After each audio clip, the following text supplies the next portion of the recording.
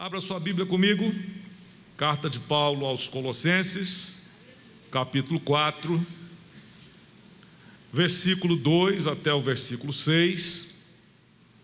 Perseverai em oração, velando nela com ação de graças, orando também juntamente por nós, para que Deus nos abra a porta da palavra, a fim de falarmos do mistério de Cristo, pelo qual estou também preso,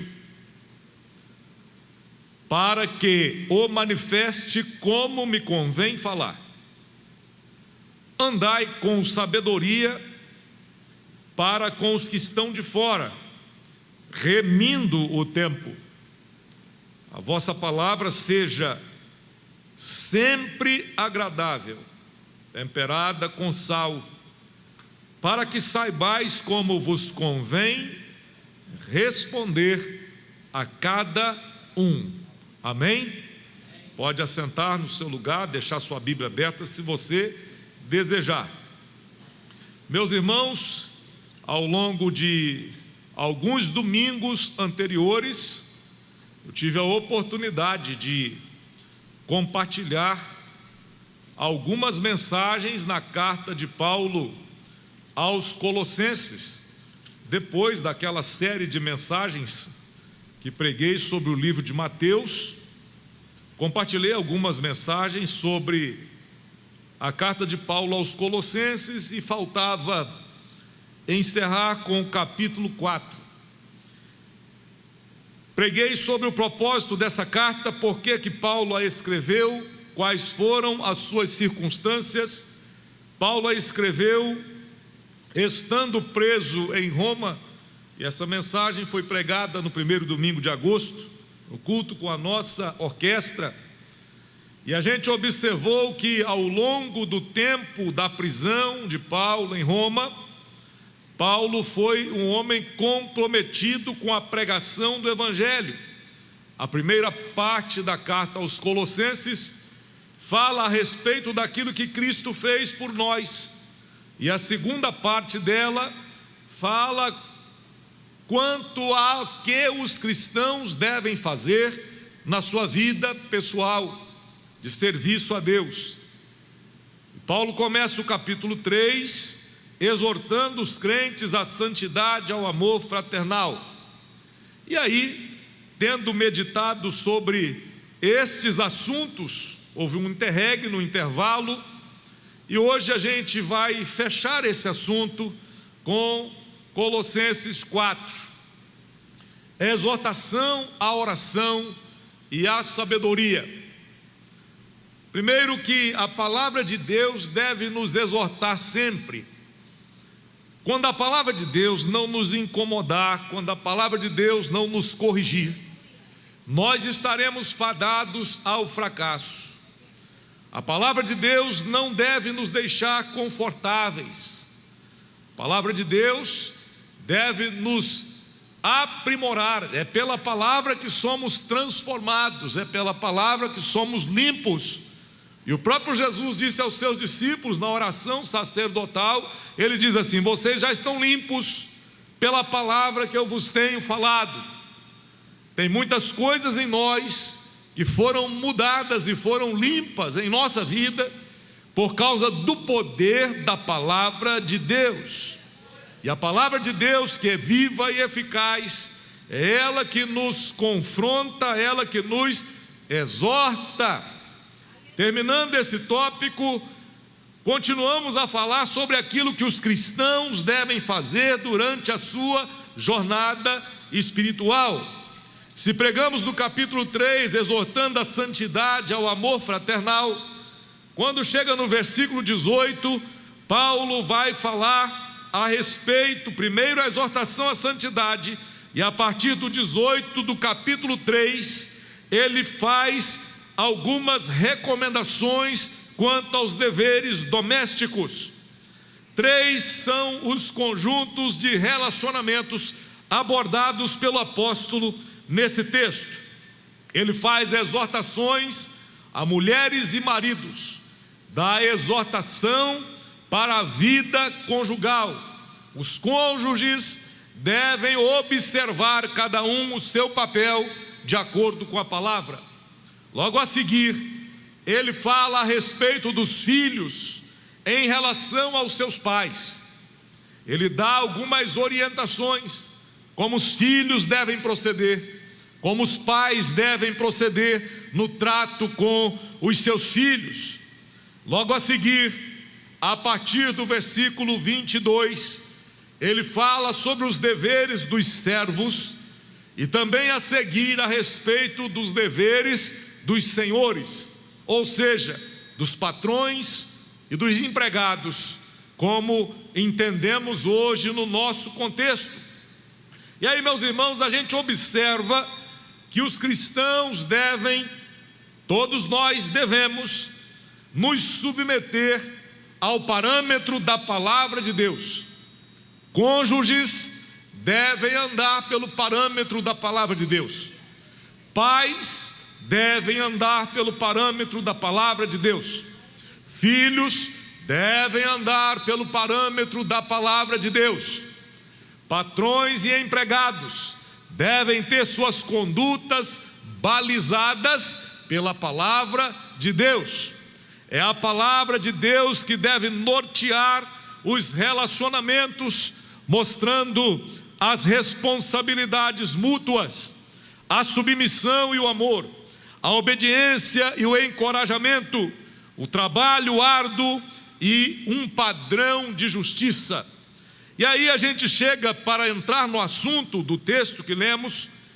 Nós aprendemos que os nossos relacionamentos com os outros devem ser conformes à palavra de Deus, devem ser norteados pela palavra de Deus. Tudo é e tudo deve ser para a glória de Deus. Em qualquer papel que nós estejamos desempenhando nos nossos relacionamentos humanos, tudo deve ser para a glória de Deus. Tudo deve apontar para a glória dele. É necessário que a gente tenha isso em mente, e é importante observar que quando vivemos para a glória de Deus, isso não passará despercebido por ninguém. Quando vivemos para a glória de Deus, isso resultará em bom testemunho para aqueles que estão à nossa volta. E aí nós chegamos no texto do capítulo 4, no versículo 2: perseverai na ou em oração, velando nela com ação de graças.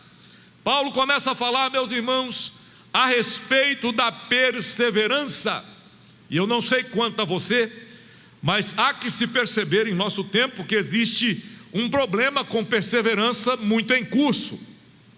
Existem pessoas que começam projetos e param, começam cursos e param. Eu conheci uma pessoa que começou mais de 5 faculdades. Começou, parou, não concluiu. Eu estou ilustrando dessa forma para mostrar que há uma descontinuidade muitas vezes. Começamos projetos e paramos, e agimos assim também na nossa vida de oração. Agimos da mesma forma na nossa vida de oração. Está chegando o final do ano, no culto da virada, a gente tem a expectativa, a gente vai passar o ano na presença de Deus, e eu quero convocá-los: não passe o ano em casa. Não tem churrasco no mundo que compense você ficar em casa e não passar o ano na presença de Deus. Vem e traga a sua família. E a gente faz as listas, mesmo que mentalmente: vou melhorar isso, vou perder uns quilos, vou caminhar, vou ser mais crente, vou ser mais santo, vou ler a Bíblia toda, vou orar mais. E muitas daquelas promessas as quais fazemos ficam para trás. A gente se esquece, problemas chegam, o cansaço vem, a hora de orar surge outra coisa, e a gente não persevera na oração. Também há que se perceber que quando a gente começa a orar, muitas vezes oramos mal e oramos errado. Jesus fala que a gente pede e não recebe porque pede mal. E o que é que Jesus quer dizer com isso? A falta de perseverança é pedir mal. É uma das coisas que podem caracterizar uma vida de oração relapsa. A gente começa a orar por algo e daqui a pouco surge outro problema. Por causa do problema de hoje, a gente esquece do pedido de ontem. E a gente vai descontinuando a nossa vida de oração. E a gente às vezes não tem respostas de oração. Paulo está dizendo assim, olha, perseverai em oração. Está cansado? Continue orando. Está com problema? Vá para a oração. A luta chegou na sua casa? Vá para a oração. Não se afaste. Aconteceu uma situação que você não consegue controlar? Vá para a oração.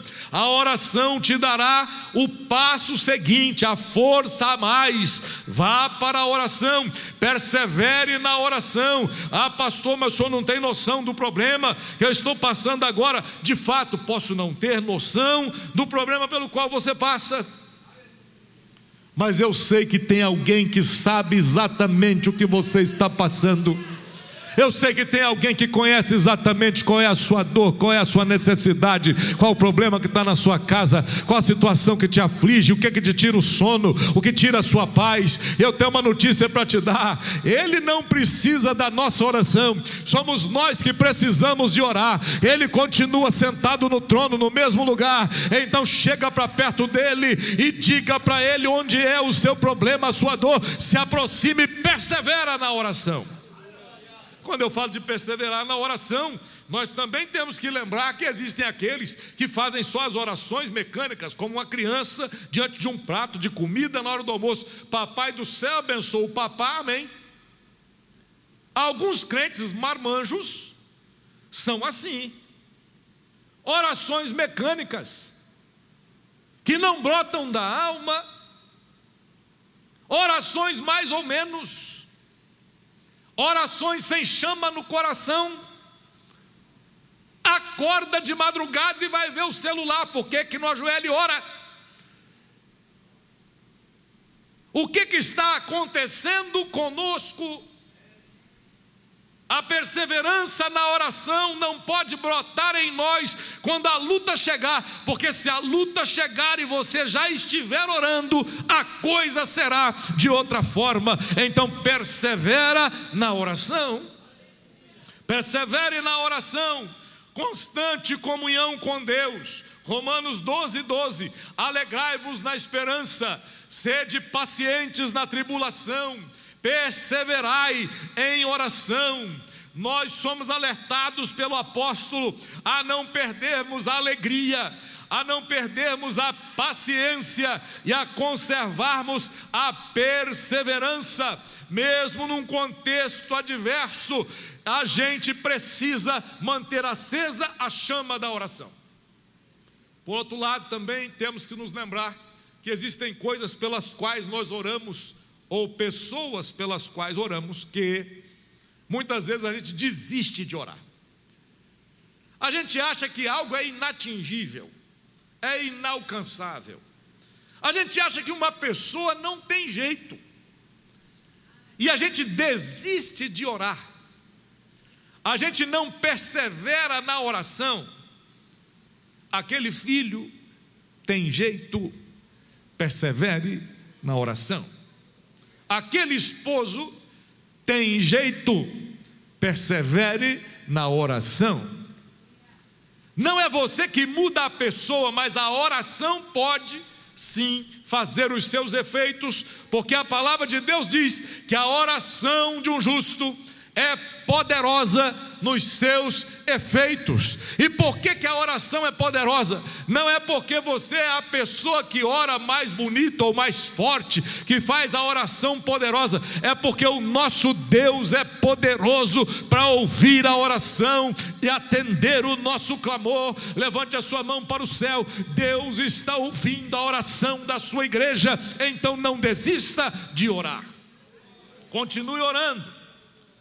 E aí Paulo fala de algo que é interessante. Ele diz: velando nela com ação de graças.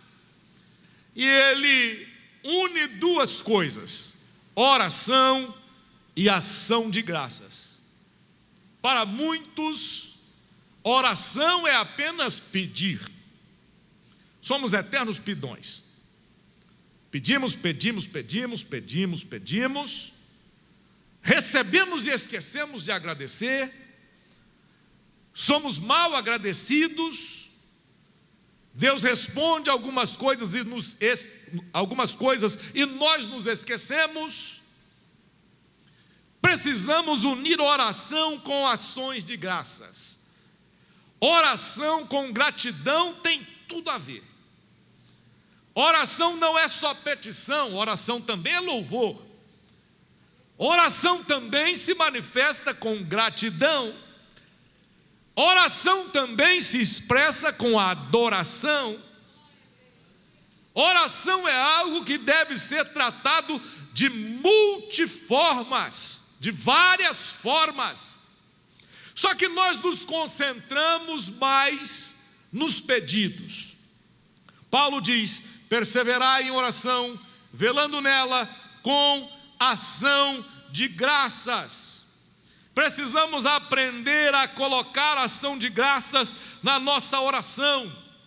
Estamos olhando o problema, que tal começar a agradecer ao grande Deus que temos, pela vitória que Ele já está proporcionando ou providenciando para nós. A fé traz à existência as coisas que não são. Eu conheço uma mãe de um filho drogado, que ela orava e dizia: Senhor, obrigado porque meu filho é teu servo, obrigado porque ele é um homem de Deus. E o menino na bagunça. Um dia o rapaz é alcançado por Jesus, e ele entra a porta dentro da igreja, toma uma decisão. E a oração daquela mãe que dizia: ele está lá, mas é teu servo, ele está lá, mas é do Senhor, ele está lá, mas é propriedade sua. Aquele rapaz hoje é uma bênção. Oração com ação de graças tem tudo a ver. Precisamos aprender a juntar essas duas coisas.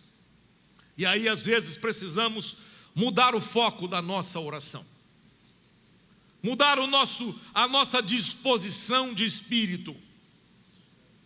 Precisamos mudar o nosso comportamento diante dos desafios e o nosso procedimento de oração. Precisamos nos comportar como alguém que não desiste. Um grande homem de Deus chamado John Wesley, lá no seu aposento, na sua capela, onde pregou durante toda a sua vida, John Wesley foi um homem de oração, que pregou todos os dias da sua vida. Quando começou a pregar e foi ordenado ministro do Evangelho, pregou todos os dias da sua vida até a véspera da sua morte. E ele viveu mais de 80 anos. Wesley pregava às vezes mais de um sermão por dia. Não tinha microfone, não tinha tecnologia, não tinha nada que temos agora. Era a garganta, a coragem, a disposição. Mas quando alguém visita os aposentos onde o velho pastor repousava, do lado da sua cama, tem duas marcas, que são marcas dos seus joelhos, que ficaram no assoalho do quarto.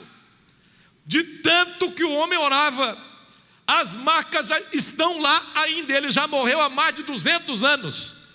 O assoalho gastou, porque aquele homem foi uma brasa tirada do fogo. Quando a irmã Susana Wesley deu à luz aquele filho, ela foi mãe de 18 filhos. O seu pai, pastor anglicano. Há um testemunho, quando a gente lê a biografia de John Wesley, que ele criança, a casa que eles moravam pegou fogo. E no incêndio, a mãe com 18 filhos, aquela correria, e eles saem todos, e quando se lembram, o bebê John Wesley tinha ficado no andar de cima, e a fumaça tomando tudo, e o fogo lambendo tudo e queimando tudo. Alguém corajosamente entra, tira o menino do meio do fogo, joga pela janela. E quando John Wesley começou a pregar, os jornais de Londres diziam: este é uma brasa que foi tirada de dentro do fogo. E o próprio Wesley chegou a dizer que se o sermão que a gente prega não queimar no nosso coração, a gente pode queimar o nosso sermão no fogo. Antes de pregar o sermão que pregamos, isso tem que arder na nossa alma. E eu espero que arda no seu coração, e que Deus te desperte para a oração, para buscar a face dele enquanto você pode. Está sentindo a presença de Deus? Desperte-se para a oração. É necessário. Misture oração com ação de graças, velando, vigiando. E aí, vigiar em oração não é vigiar a oração, é vigiar em oração. Jesus no Getsêmani fala com os seus discípulos: vocês não podem velar em oração nem uma hora comigo. Ele vai orar e quando ele volta eles estão dormindo.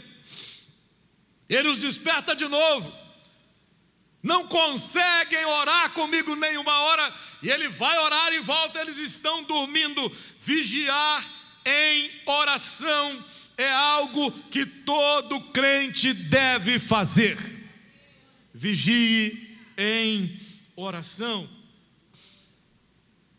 Não temos que vigiar somente a nós mesmos, isso seria deprimente.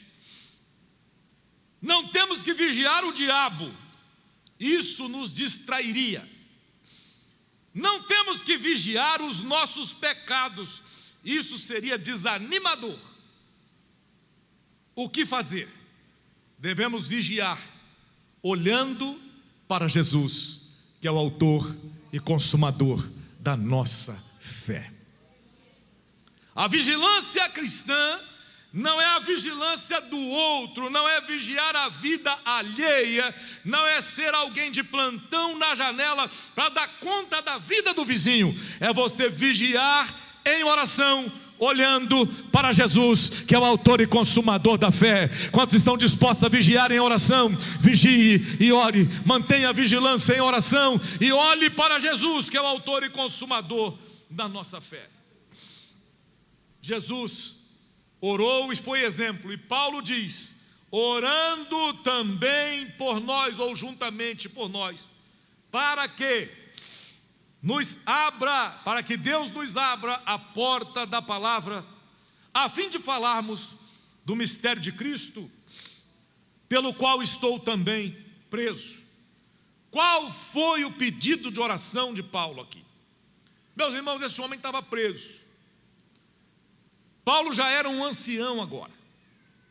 Ele não era o cavaleiro que entrou em Damasco montado no cavalo para matar os crentes. Ele já era um senhor de idade. Paulo já tem idade, Paulo já tem problema de saúde. Segundo o biógrafo John Pollock, Paulo era um homem com dificuldade para andar, com artrites nos joelhos e quase cego. Tinha algumas dificuldades, já era um homem com limitações, e dentro das limitações que tem, Paulo está preso.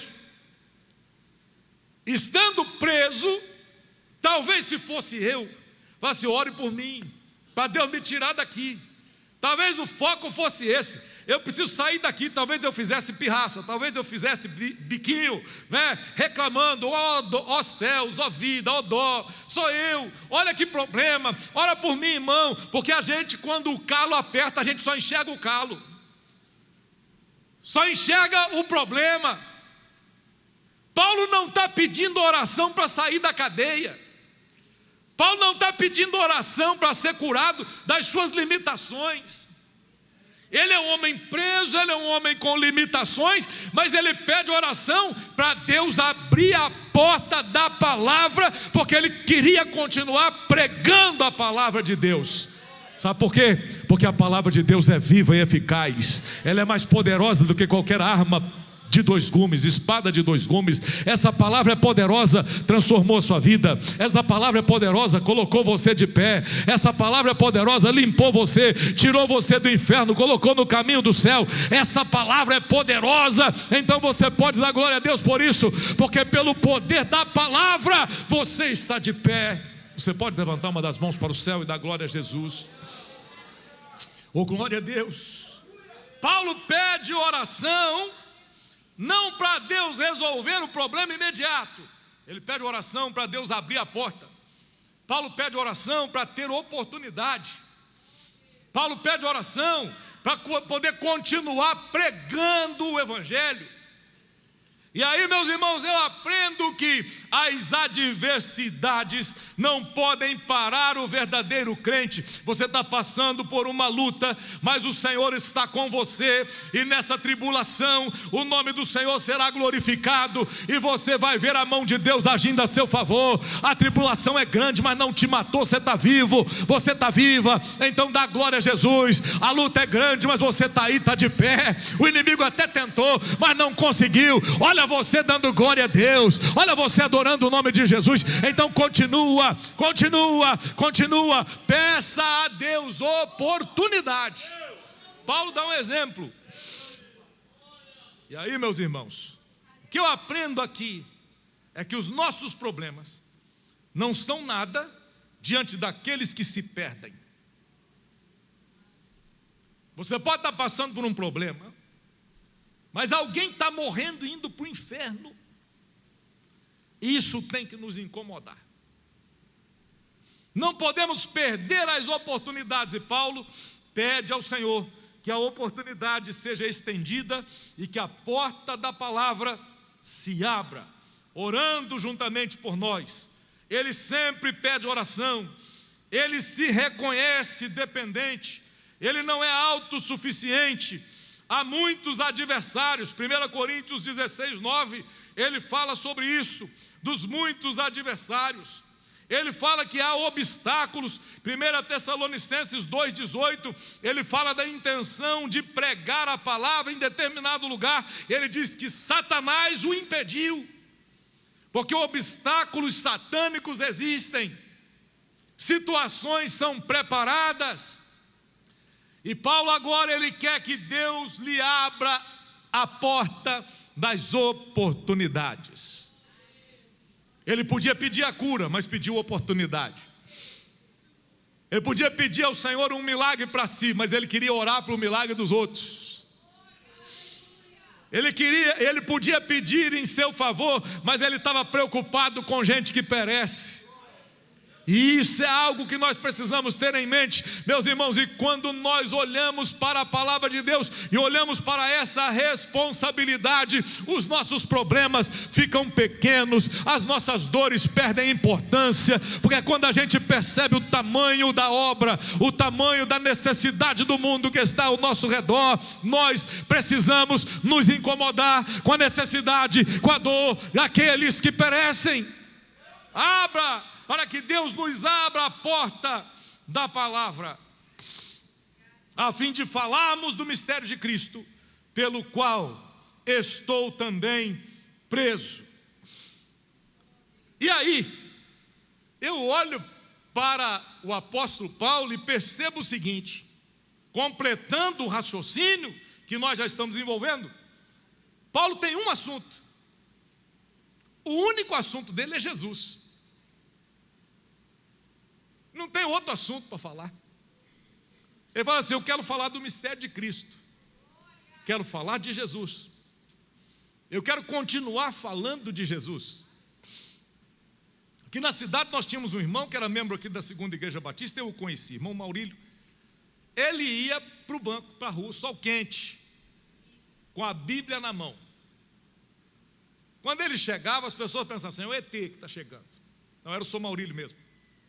Chegava com a Bíblia na mão, e não desse bobeira perto dele, porque se desse bobeira ele falava de Jesus para qualquer pessoa, para rico, para pobre, para grande, para pequeno, na fila do banco, no consultório médico, na calçada, onde fosse. O assunto de Paulo é Jesus.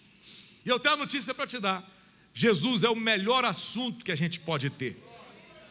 Jesus é a melhor notícia que a gente pode dar. Jesus é o nome mais lindo que a gente pode falar. Jesus é o nome mais poderoso que você pode colocar na sua boca. Jesus é o nome forte, é o nome poderoso. E quando a gente fala de Jesus, a gente sempre acerta, porque Jesus é o melhor assunto que pode estar na nossa boca, nos nossos lábios. Ele quer falar do mistério de Cristo. O assunto é Cristo. E aí, meus irmãos, eu imagino Paulo como aquela pessoa que quando a fofoca chegava perto dele, morria, porque o assunto dele não era esse. Sabe por que fofoca existe? Porque tem quem fala e tem quem ouve. Sabe por que maledicência existe? Alguém chega e manda um zap: fulano, me liga, tem que falar urgente. Aí vai falar e pega o telefone e fala baixinho: ó, só fala para você orar, tem uma quente acontecendo agora. Aí pro jeito já. O assunto mais quente que nós podemos ter é Jesus. O nome que queima o pecado, que queima a injustiça, que transforma a vida, o nome que muda a história. O assunto mais quente desse tempo tem que ser Cristo, ardendo no nosso coração. E você vai dizer: mas pastor, estou lá no balcão da loja. Sim, Cristo tem que ser visto em você lá. Eu estou no negócio lá, no meu empreendimento, eu estou no consultório, eu estou dirigindo o carro. O seu assunto tem que ser Jesus. Jesus tem que estar com a gente em qualquer lugar. Eu me lembrei aqui, Mameire, quando a irmã Cassiane lançou aquele álbum Com Muito Louvor. Nós todos éramos jovens, tem pouco tempo isso, né? E a gente cantou as 14 músicas. Com Muito Louvor foi sucesso, a gente cantou Com Muito Louvor e todas as outras. O Crisanto trouxe um aparelho que ele convertia a guitarra num som de teclado. Aquilo era sensação, uma benção. Nós não tínhamos tecladista, não tinha gente para tocar, e ele pegou a guitarra e plugou aquele aparelho, um aparelho importado, e ele fazia som de teclado. Ora, a gente abafava com aquilo, uma benção, foi uma benção. E o meu CD Com Muito Louvor, eu tenho até hoje. Eu precisei ir a Alcântara, Niterói. Naquele tempo não era tão perigoso assim. Então, quando eu saio de São Gonçalo, entrei, passei na estação de luz, subestação de luz, entrando em Alcântara com o vidro aberto naquele tempo. E ouvindo a Cassiane cantar Com Muito Louvor, eu chorava no carro, chorando, cantando Com Muito Louvor. O sinal fechou, eu parei. Estou cantando, daqui a pouco eu olho para o lado, tem uma moça no carro, olhando para mim e falando assim: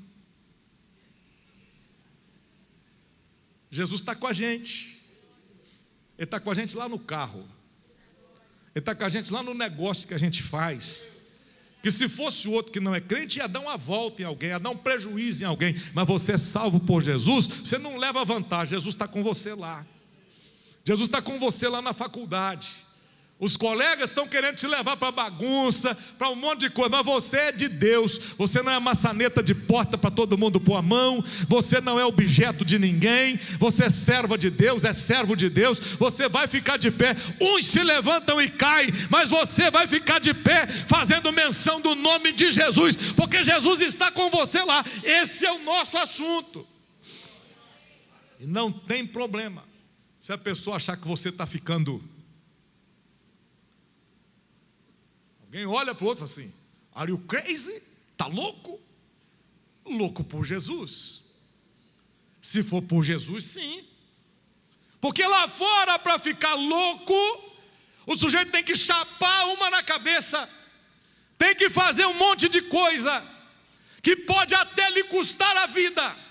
Nós estamos vendo bem perto de nós jovens sendo ceifados como consequência de escolhas erradas, mas o Senhor Deus te trouxe aqui para dizer: seu assunto é Jesus, você pertence a Jesus, você não vai fazer parte da estatística de uma cruz fincada na beira da estrada. Você é de Deus e vai viver para a glória de Deus, e Ele abre para você hoje uma porta de oportunidade.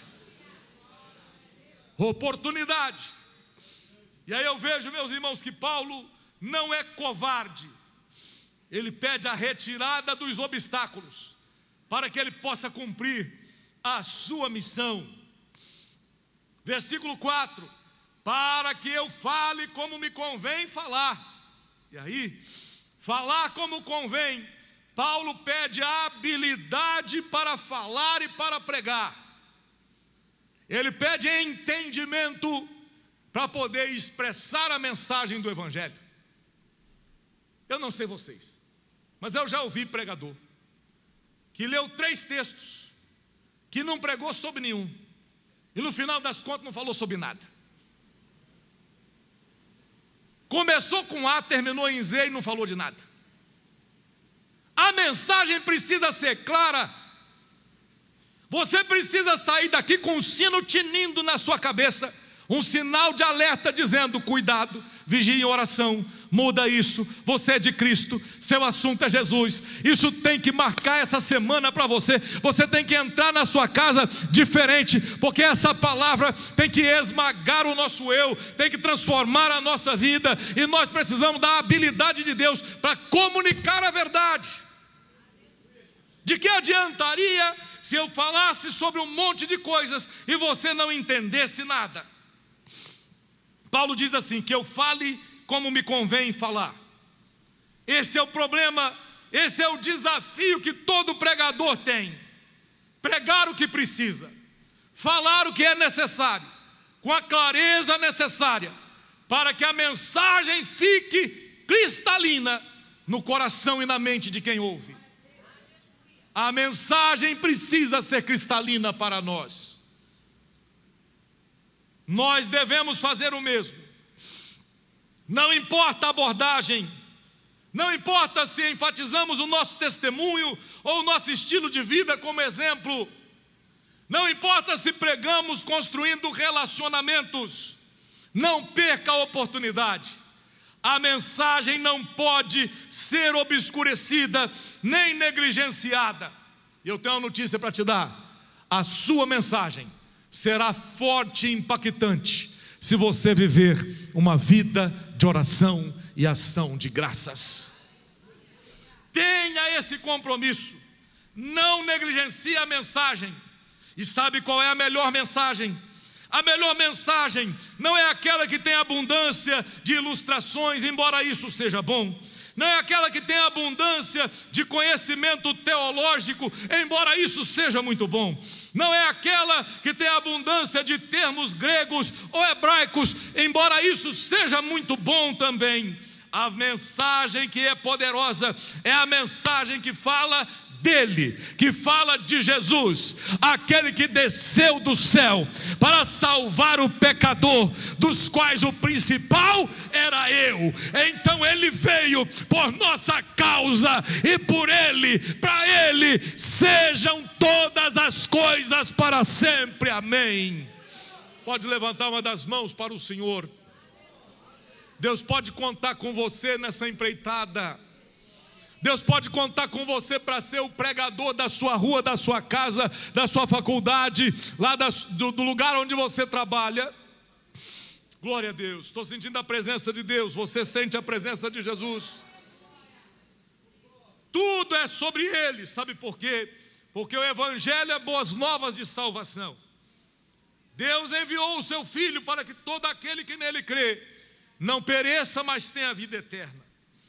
O Evangelho é poder de Deus para a salvação de todo aquele que crê. O Evangelho é que desvenda os nossos olhos e que abre os nossos olhos de entendimento para que vejamos a glória de Cristo e compreendamos a nossa miséria. Quem somos nós? Somos miseráveis. Quem é Ele? Ele é precioso, Ele é tudo para nós. Ele é precioso. Não sei se você consegue imaginar isso, que diante da nossa insignificância, Ele é tudo, nós não somos nada. Ele pode, nós não podemos. Ele é e nós não. Então precisamos reconhecer isso. O Evangelho é sobre isso. É sobre a graça de um grande Deus, por causa de terríveis pecadores como nós. Nada é sobre mim, nada é sobre nós, é tudo sobre Ele. Tudo sobre Ele. Quando apontamos a nós mesmos, erramos, falhamos. Quando olhamos à nossa volta, também vemos falhas. Aliás, não precisamos nem olhar para ninguém. Se olharmos para nós mesmos, veremos coisas as quais não gostaríamos de ver. Mas hoje Jesus está aqui dizendo, eu já te vi. Eu já vi você lá naquele caminho de perdição, naquela senda de horror. O hino 156 da harpa diz assim: o bom pastor buscou-me, já longe do redil, e com ternura achou-me, caído, triste viu. As chagas com amor pensou, e ao lar nos braços me levou. Sim, Jesus amou-me, com amor buscou-me, Ele mesmo restaurou-me a Deus, com o seu sangue restaurou-me a Deus. Tem uma estrofe que diz assim: seguiu-me bem distante do seu lugar no céu, e disse em voz amante: achei-te, tu és meu. Jamais senti tão grande amor como este do meu Salvador. Sim, Jesus amou-me, com amor buscou-me, Ele mesmo restaurou-me a Deus, com seu sangue restaurou-me a Deus. O hino diz que Jesus estava nos seguindo desde o céu. Tem gente que tem 5.000 amigos virtuais e não tem um amigo pessoal. Tem gente que tem 1 milhão de seguidores. Eu não tenho 1 milhão de seguidores, mas Jesus já me seguia lá do céu. E um dia Ele disse: eu te achei, tu és meu. É mais importante ser alvo do olhar de Jesus do que ser seguido por 1 milhão de pessoas nas redes sociais. Jesus nos achou, Jesus nos encontrou, Jesus nos deu a sua vida, tudo é sobre Ele. Versículo 5, versículo 6: andai em sabedoria para com os que estão de fora. E aí fala de dar o exemplo. Palavras o vento leva, os escritos permanecem, mas só o exemplo arrasta. Dar o exemplo. Qual o exemplo que temos dado? Isso serve para mim e para você. Eu não sou aqui o médico que prescreve uma receita porque você está doente e eu não. O remédio serve para você e para mim. A palavra corta aí e corta aqui. Ela serve para todos nós. Todos nós somos carentes e precisamos da mesma graça de Deus. E por isso Deus nos reuniu nessa noite. Ele nos encerrou todos debaixo do pecado para usar de misericórdia com todos nós. E a gente pode dizer agora: pela graça nós fomos salvos, por causa da graça de Jesus. Pode dar glória a Jesus por isso? Por causa dessa graça somos salvos, porém somos desafiados a dar um exemplo. Teve um escritor que disse que o exemplo é o único jeito de você ensinar alguma coisa. O exemplo não é um jeito, é o único. Na vida cristã, nós somos desafiados a viver e a ter sabedoria para com aqueles que estão de fora. Eu preciso disso, você precisa disso. Precisamos ter sabedoria para lidar com quem está à nossa volta. Precisamos de ter sabedoria para lidar com pessoas que não creem naquilo que nós cremos, que não têm os valores que nós temos, que têm outro estilo de vida, que vivem de uma forma diversa da nossa. Precisamos saber nos portar com sabedoria diante do mundo. E ao fazermos isso, nós estaremos cumprindo o desejo de Jesus. E seremos luz no meio das trevas. Seremos luz na escuridão. Não se assuste se ao chegar em algum lugar alguém perguntar: você é crente? Ah, por quê? Você é diferente. Já aconteceu comigo isso, de chegar num lugar que eu não conhecia ninguém. A pessoa falou assim: você é pastor, não é? Eu falei: uai, como é que você sabe? Você é diferente, você tem um jeito. Isso é bom. Um dia eu estou andando aqui na cidade com uma pessoa conhecida, conhecidíssima, de meu relacionamento, muito gaiato, muito brincalhão. E eu chego no lugar: ô pastor, tudo bem? Bom dia, pastor. Tudo bem? Boa tarde, bom dia. Ô pastor. Ele falou: nosso Deus, todo mundo sabe que você é pastor nessa cidade? Eu falei: sabe. Nosso pai, você não pode nem pisar fora da faixa. Eu falei: mas eu não quero pisar fora da faixa. Eu estou para pisar na faixa ou dentro da linha certinho. Nada de pisar fora da faixa. Todo mundo sabe, sim, eu não sou pastor na igreja, eu sou pastor lá fora. A pessoa tem que saber, sim. Por que a gente vai viver uma vida de agente secreto, escondendo? Que nem o vizinho sabe que você é crente, nunca escutou um louvor tocar na sua casa, pode ter escutado qualquer outra coisa, mas um louvor nunca.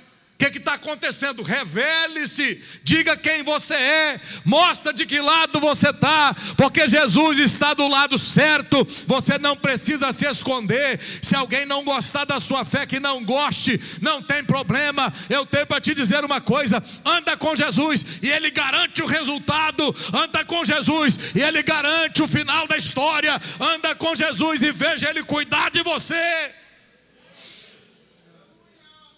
O meu barbeiro, assim, eu vou no barbeiro, sabia? Vou, sento lá, tranquilo. Eu tinha parado de gastar dinheiro com ele, mas ele é muito gente boa. Aí eu vou lá. Ele foi meu chefe. Eu era office boy de um escritório, ele era meu chefe na época. Era o meu chefe. E já fez muita coisa, tá vendo? Sujeito burro, falava assim comigo, sabe? Mas continuou sendo meu amigo. E eu ia lá cortar o cabelo há muitos anos, continuo indo lá. E um dia eu sento na barbearia, está ele fazendo com a navalha assim, fazendo o pé, começou a chorar e tremer a mão. Falei: Jesus, com a navalha aqui, meu Senhor. Antes, o que está acontecendo? O apelido dele Tico-Tico. Falei assim: ó, o que está acontecendo? Rapaz, eu não sabia. Não sabia o que, gente? Não sabia que Jesus era assim. Ele foi para o encontro com Deus, da igreja presbiteriana de Bom Jesus do Norte. Chegou lá, Deus achou ele. Deus achou aquele rapaz. E mudou a vida dele, porque eu conheço ele antes. E mudou a vida do rapaz. E ele chorando, com a navalha na mão, eu falei: meu Deus do céu, olha o meu pescoço, Senhor. Eu aceitei Jesus. Aí eu ajudei ele a chorar um pouquinho, né? Só para ele não chorar sozinho. Aí conversamos e demorou um pouco mais, e ele aceitou Jesus. E eu fiquei preocupado, sabe por quê? Eu sempre dei bom testemunho para ele, mas eu nunca tinha convidado ele para vir num culto, nunca tinha abordado ele de forma incisiva. Eu falei assim: Senhor, o que é isso? Esse menino podia morrer sem Jesus, ele podia, na vida que levava, podia partir sem Cristo, e eu nunca o abordei. Mas aí Deus, que não deve nada a ninguém, se o assembleano não faz, ele levanta o presbiteriano para fazer, ele levanta o batista para fazer, o irmão da igreja Maranata. Sabe por quê? Porque a obra é de Deus, ela não tem placa, ela é do Senhor. A igreja de Jesus não tem nome, não tem dono, o dono é Ele. E o rapaz está salvo. Voltei lá agora, antes de viajar, sentei na cadeira, falei: faz o meu cabelo. Igual gente, faz o meu cabelo. Faz a barba também, que aí barba tem, né? Sentei lá e ele, só música evangélica. Eu falei: senhor Tico-Tico, ninguém chega aqui e pede para você trocar a música, não. Porque toda vez que eu vou lá, Priscila, só tem música evangélica. É louvor, é worship. Tem um dia que tinha uma música do manto. Falei: é mesmo. Eu vou, já pediram. E o que você fez? Falei: olha só, fulano, se você não gostar dessa música, você pode ir no barbeiro ali na frente. Tem que ter peito. Tem que ser crente para dizer assim: eu não quero o seu dinheiro, porque eu quero Jesus. Eu abro mão. E ele tem coragem de me cobrar 20 contos para não fazer nada. Verdade, vou orar por ele. Tem coragem, Kelly? Uma hora dessa, um dia da caça é do caçador, né? Um dia eu vou às forras. Mas como é que você faz? pastor, olha só, tem um barbeiro aqui do lado que não é crente, e ele quis trocar para colocar a música. Fulano, a gente encerra a parceria hoje, mas aqui não toca outra coisa. Sabe por quê? Porque quem encontrou Jesus, quem foi achado por Jesus, quem sabe quem é Jesus, quem já experimentou beber da água da vida que é Jesus, quem vive para Jesus, quem segurou a mão de Jesus e anda com Jesus, quem já provou Jesus e sabe que Jesus é bom, quem já sabe quem é Jesus, não pode fazer outra escolha. Você tem dono, você tem um Senhor, o seu assunto é Jesus. Não cabe outra coisa no seu carro, na sua boca, não cabe outra coisa na sua casa. Não deixa, seja fiel a Jesus, porque Ele vai cuidar de você. Quem pode dar glória a Deus, dá glória a Deus por isso. Eu quero terminar sentindo que a graça de Deus está conosco, que nós precisamos da graça dele para continuar sendo o porta-voz de Jesus. Não sei onde Deus vai te levar essa semana, não sei por quais caminhos você vai passar, ou trilhar, ou caminhar, mas eu sei de uma coisa: Jesus quer andar com você e quer estar contigo. Você é um instrumento de Deus para levar a mensagem àqueles que perecem. Eu já ouvi pregadores citando, dizendo que é Spurgeon. Tem gente que usa Spurgeon para tudo, né? Spurgeon.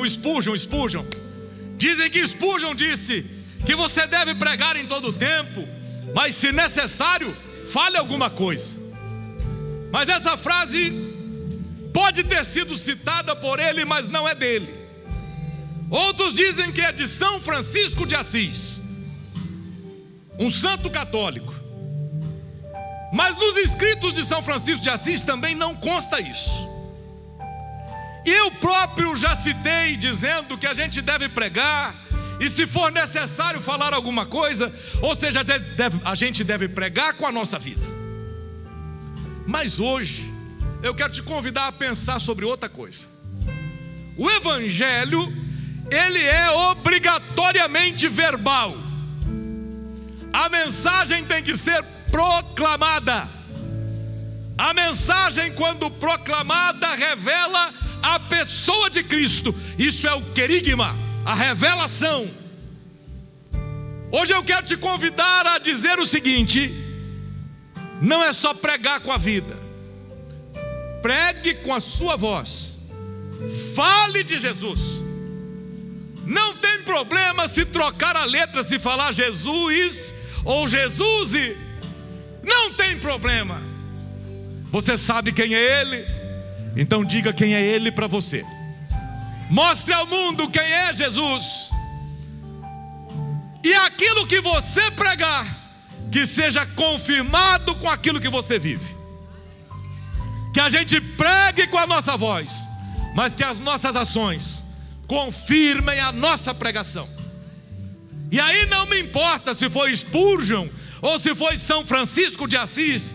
Importa é que eu tenho que pregar, e que a mensagem que eu prego tem que ser confirmada com as minhas atitudes. Você é chamado para isso. Jesus te achou, Jesus te chamou. Ele chamou você com a intenção de que você seja luz. E Ele diz que as nossas palavras, lá no versículo 5 e 6, nossas palavras têm que ser temperadas com sal. Eu vou falar, como é que tempera a palavra com sal? Palavra salgada. Mas não pode ser de outro jeito. Sabe por quê? Porque quem é sal da terra, quem é sal no mundo, não pode ter a palavra temperada com outra coisa.